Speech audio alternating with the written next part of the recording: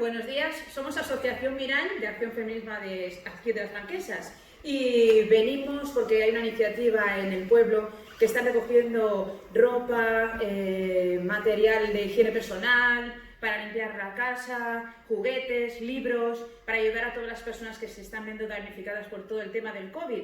Y queremos invitaros a que participéis también vosotros, que toda ayuda es necesaria y bien recibida. Así que no lo dudéis, mirad en vuestros armarios y colaborad con nosotras. Venid hasta aquí.